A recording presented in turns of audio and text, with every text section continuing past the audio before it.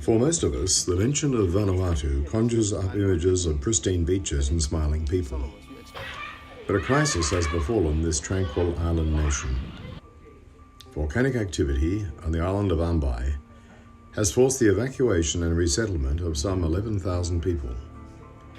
Their livelihoods have been left behind, and the disaster response is struggling to provide for these people uprooted and cast adrift. Hello, I'm Archbishop Philip Priya, the Primate of the Anglican Church of Australia. Our island neighbours in Vanuatu, many of them Anglicans, are in a time of great need, and it's time for us to act. The Ambaians have fled to 2 islands. The Vanuatuan government is encouraging them to settle in Maywo, and around 3,500 have been evacuated there, doubling that island's population.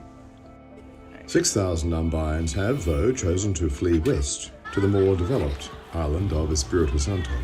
Here on Santo, despite the sudden increase in population, there's been no state of emergency declared, which means that government funds are not available to provide for the basics of food, water, shelter and other necessities.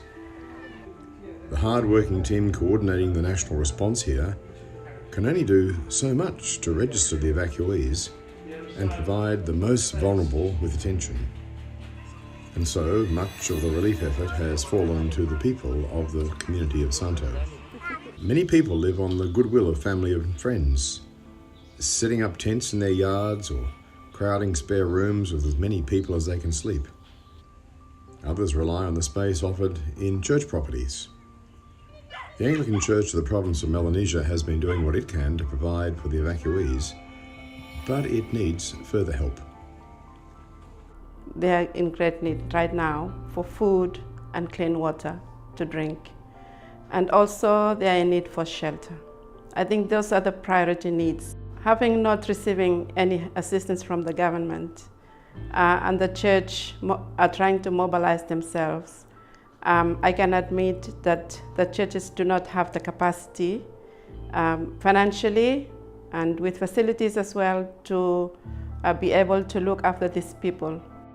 Today, the community of displaced Ambaians need better access to food, water, shelter and health services.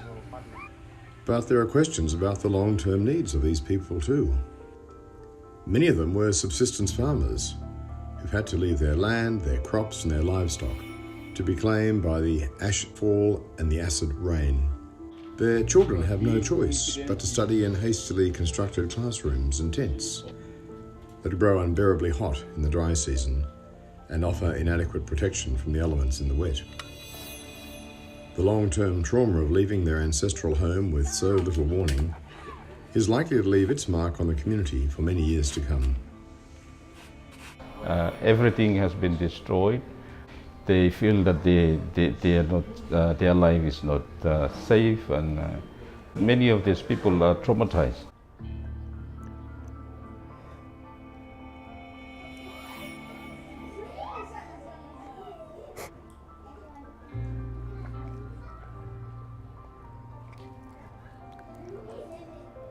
Anglican Overseas Aid is partnering with the Anglican Church of the province of Melanesia to provide support for these people who've lost so much and who face an uncertain future. But they can't do it alone. They need your financial support to meet this need. These are our brothers and sisters in distress in Vanuatu, and I urge you to be generous in your donations. Without this help, the volcanic eruption on Ambai could become a lasting tragedy for the 11,000 displaced people. And it's not just the Ambaians at risk, it's their neighbours on the nearby islands where they've fled to for refuge as well. Please donate to Anglican Overseas Aid's Rebuilding Lives Spring Appeal. You can also consider becoming a regular donor to AOA's work in Vanuatu and elsewhere. Thank you in advance, and may we all act with the compassion of Christian love. As our winter turns to spring, may your hearts be warmed by Christ's love.